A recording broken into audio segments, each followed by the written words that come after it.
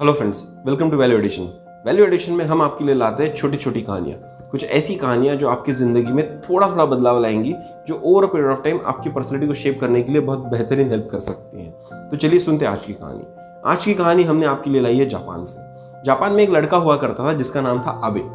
आबे को बचपन से ही स्पोर्ट्स में बहुत इंटरेस्ट था और 3 साल की उम्र से ही आबे ने जूडो खेलना शुरू कर दिया। जूडो इतना अच्छा खेलने लगा कि जब तक वो 8 से 9 साल का हुआ तब तक आबे जूडो में बहुत महारत हासिल कर चुका था, अच्छे अच्छे मेडल जीतने की कोशिश करने लग गया था।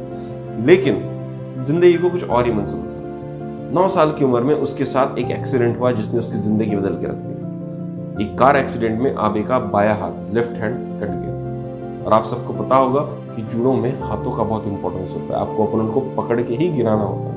अगर आपके पास हाथ नहीं है तो आपके जूडो खेलने के प्रोस्पेक्ट्स बहुत कम हो सकते हैं। उस एक्सीडेंट के बाद आबे ने उम्मीद हार दी कि उसके बाद वो फिर कभी जूडो खेल सकता है। 2 साल निकल गए। अंदर का हुनर फिर से आवाज देने लग गई। अंदर से आवाज आने लगी कि आबे तुम जूडो अच्छा खेलते थे, तुमको खेलना चाहिए। और आबे ने कोशिश की कि चलिए मैं एक बार फिर स्टार्ट करता हूँ। जापान में मास्टर को सेंसाई कहते हैं और आबे अपने लिए एक अच्छा सेंसाई ढूंढने निकल पड़ा। वो बहुत सारे सेंसाइज के पास गया जो जूडो अच्छा खेलते थे, अच्छा सिखाते थे, लेकिन ऑलमोस्ट हर सेंसाई ने उसको लेने से मना कर दिया, क्योंकि उन सबका कहना था कि जूडो खेलने के लिए हाथों का बहुत इंपॉर्टेंस होता है और अगर आपके पास हाथ नहीं है तो आप जूडो उतना अच्छा खेल नहीं पाएंगे, आप बस अपना समय बर्बाद करेंगे। आबे धीरे धीरे निराश होने लगा और घर में फिर बैठ गया। एक दिन आबे के दरवाजे पर नॉक हुआ, ठक ठक। आबे ने जब दरवाजा खोला तो सामने एक 50 से 55 साल का आदमी खड़ा था। उसने पूछा, क्या तुम आबे हो? आबे ने कहा, हाँ मैं आबे हूँ। उस आदमी ने पूछा, क्या तुम जूडो खेलना चाहते हो? आबे खुश होकर कहता है, हाँ मैं जरूर जूडो खेलना चाहता हूँ। तो उस आदमी ने अपनी जेब से एक पर्ची निकाली और आबे को दे दी और बोला, इस पते पर कल से आ जाना, मैं तुमको जूडो सिखाऊंगा। आबे की खुशी का ठिकाना नहीं था। दूसरे दिन आबे सुबह 6 बजे उठा और उस दिए गए पते पर पहुंच गया।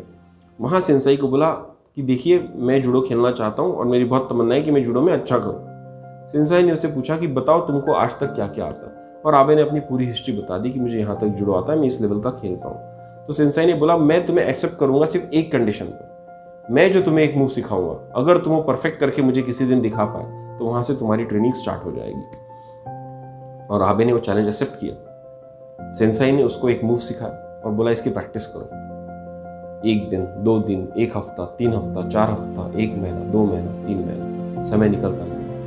आबे को 3 से 4 महीने लगे उस मूव को परफेक्ट करने के लिए, लेकिन एक दिन आबे जाता है सेंसाई के पास और दिखलाता है कि उसे क्या आता है। सेंसाई खुश हो जाते हैं। आबे बोलता है, मुझे और जूडो सिखाइए। सेंसाई उसको बोलता है, मुझे इससे ज़्यादा जूडो आता भी नहीं है और तुम्हें इससे ज़्यादा जूडो सीखने की ज़रूरत भी नहीं है। आबे उनको देखते रहता, बोलता है, ऐसे कैसे कर सकते हैं आप मेरे साथ? बोलते हैं, मैंने तुम्हारे साथ जो किया बहुत बेहतरीन तरह से किया, चलो मैं प्रूफ करता हूँ। और उसको एक कॉम्पिटिशन में एनरोल करा देते हैं। आबे सोचता है, मैं बिना हाथ की कॉम्पिटिशन जीत कैसे सकता हूँ? और सेंसाई बोलता है, तुम ही इस कंपटीशन को जीतोगे, याद रखो। कंपटीशन शुरू होता है, पहला राउंड। पहले राउंड में आबे को लगता है मैं तो बहुत इजीली बाहर हो जाऊंगा। जैसे ही कंपटीशन शुरू होती है, आबे कुछ समय तक तो मात खाता है, लेकिन कुछ समय बाद वो अपना वो मूव खेलता है और कंपटीशन जीत जाता है।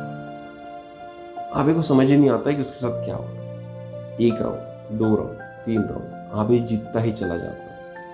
फाइनल तक आबे का सिलेक्शन हो जाता है और आबे अपने सेंसाई के पास जाता है और बोलता है, मैंने मेरे अपोनेंट को स्टडी किया है, वो बहुत अच्छा जूडो खेलता है और उसके समान जूडो खेलने वाला मैंने देखा ही नहीं। मुझे नहीं पता मैं बिना एक हाथ के उसके साथ कैसे जीतूंगा। सेंसाई उसके कंधे पर हाथ रखते हैं और बोलता है, तुम चिंता मत करो, तुम ही जीतोगे, बस विश्वास रखना, तुमने जो कुछ सीखा है उस पर विश्वास रखना। और आबे कूद पड़ता है। कॉम्पिटिशन शुरू होता है और शुरुआती 2-3 मिनट में आबे बहुत सारे पॉइंट खो देता है, क्योंकि उसके पास तो हाथ नहीं है। और सामने वाला लड़का इसी बात को लेकर ओवर कॉन्फिडेंट होते जाता है कि इसके तो हाथ ही नहीं है, मैं इसको बहुत आसानी से हरा दूंगा।